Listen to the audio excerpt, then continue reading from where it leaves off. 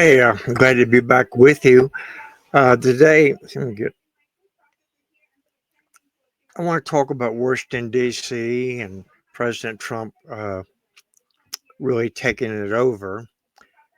And my basis for sharing this information with you is one, I was raised in Washington D.C. up until I was 23. I moved to suburbia, but I worked there up until I was 70 years old. I've been robbed. I've been stabbed at. My car was trying to take away from me. I've seen the city be burnt down after Dr. King was killed. And so these things, if I shared with you, I believe you might have a different viewpoint about President Trump trying to get crime under control.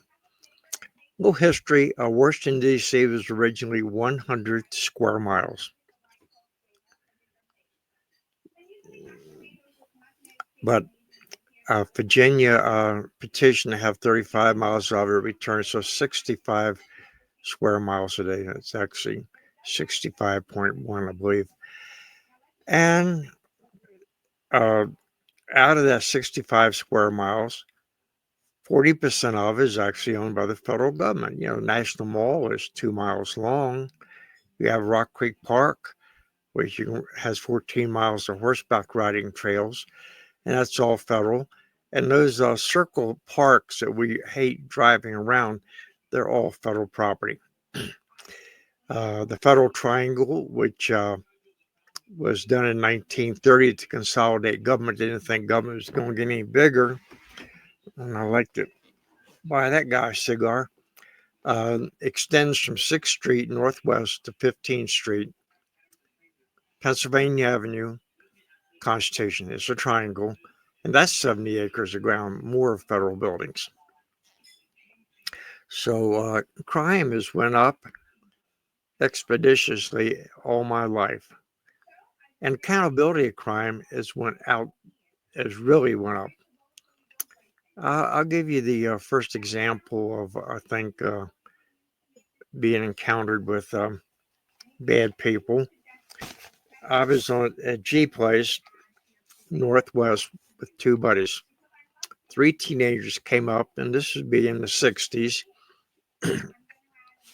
right into my face and said, "Who's the best of three?"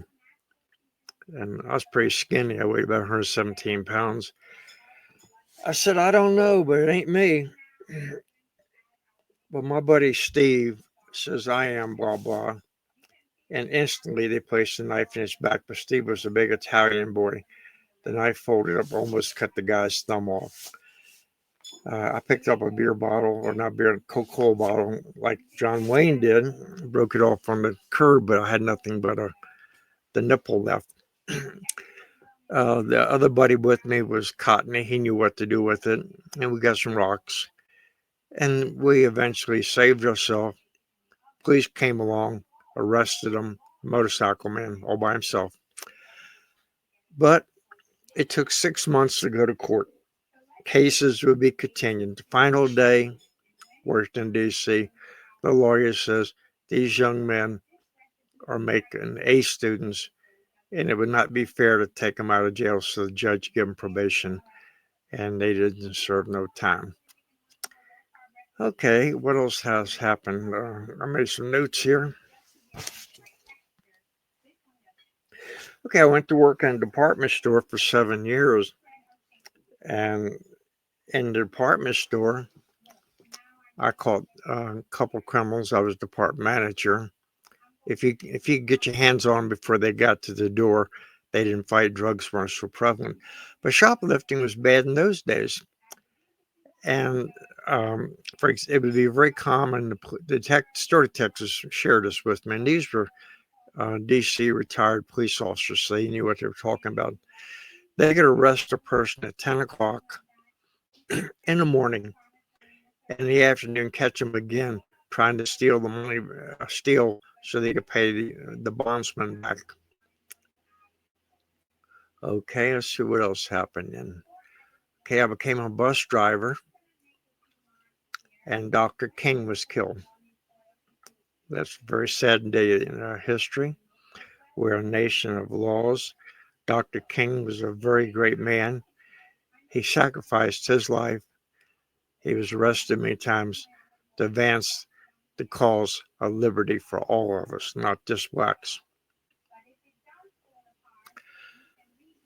Okay, I was over at Arlington National Cemetery. I wasn't actually a tour guide, and I was just a driver and help return people. And we were picking up rumbles that the city was on fire. And I looked out at the from the tomb of the unknown soldier, and it looked like campfires all over the city. Okay, finally got the people back to the hotel safely, and the owner of the company asked me to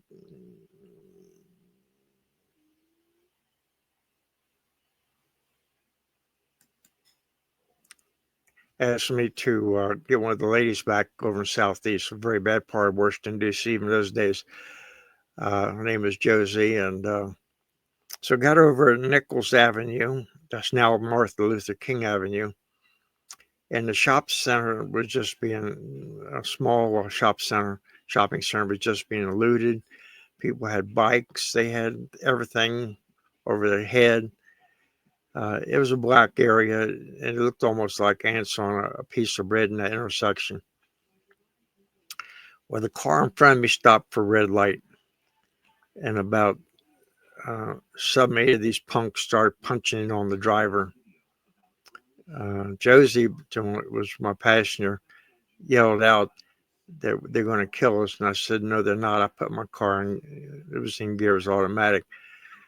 And I went around the car, but one of the thieves stood in front of me, had a mattress over his head to stop me, but no, I wasn't going to stop. I weighed 121 pounds. I wasn't good at fighting.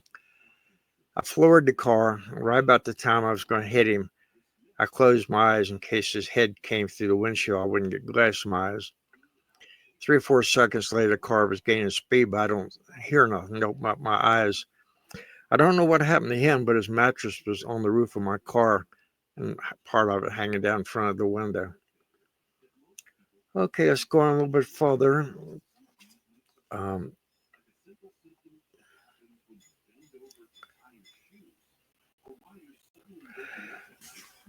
I was in my 50s, and I was on Rhode Island Avenue. I stopped to make a car payment at the bank, drop the money in the bank. And I left the door of my bus open, and that was stupid on my part. At that point in time, this was about 30 years ago, we were having a bus driver or a cab driver actually being killed between Baltimore and Washington, D.C. I went over and put my money in the bank and come back. I ran, hopped up on the seat real fast and got the bus out in the street, and 2 blacks came out, teenagers, and they wanted money. The problem was our bus company didn't collect money. We just had tickets. I refused to take the bus down the side street. I knew if I did that, I was going to be dead. I had planned to just let them whack on me a little bit and then crash the bus into one of the big trees. Once I convinced them I was new and my supervisors were behind me, I told them to go when they left. I was going to dive if they turned to shoot, but they didn't. Of course, they never were able to find them. Another time, when I was working for another bus company at 6th and E Street. Now, that would only be about 4 or 5 blocks from the National Mall. In fact, you could look down 6th Street and you could see the National Gallery of Arts, the original building, Andrew Mellon's building. Working for them, we had to go park in an alley, and we had to be careful where we put our feet so we didn't get a needle jammed in our foot. Our bus company eventually started getting robbed, and these people were so drugged up that there was a driver and dispatcher. They tied them up, and they told them where the safe was, and they kept whacking on the driver and the other guy.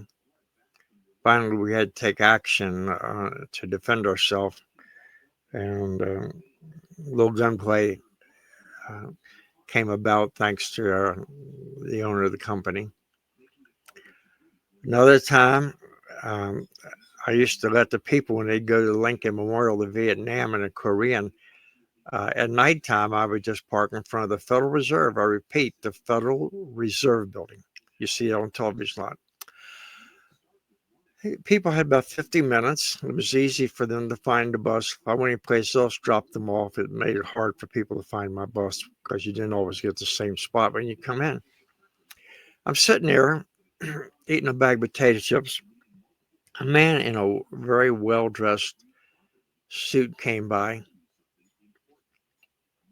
and told me to get the F off his steps. I stood up and I said, I think these are my steps also, Federal Reserve. And he said to me, do you want to die? And I put my keys between my knuckles, my car keys, so I could punch better. But he turned and left. Well, my concern was that if he come back when I was loading 50 people, if he said that to someone from on the bus, then there would be a fist fight, and I'd be up to 3 o'clock in the morning doing police reports. So I called Park Police. First thing, the dispatcher told me that he couldn't do anything because that wasn't his jurisdiction. They could only work on federal property. I said, the Federal Reserve is federal property. He disagreed. He says, sir, our area does not start until you get west of 17th Street. I said, sir, the Federal Reserve is at 20th and Constitution Avenue, 3 blocks. He says, you're right. And they sent a very nice police officer over there. Now, these are just a few of the things I come in contact with. But the federal government is not a state. I mean, the Washington, D.C. is not a federal state.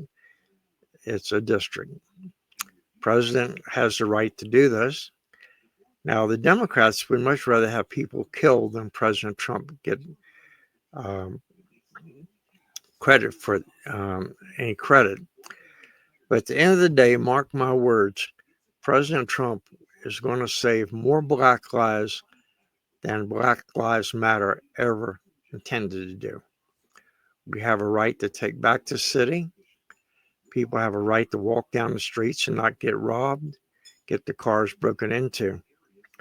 So it is a federal city, and Trump is well within, and not only within his rights, he's obligated as the commander-in-chief to make things right for us. Well, thank you very much, and please come back.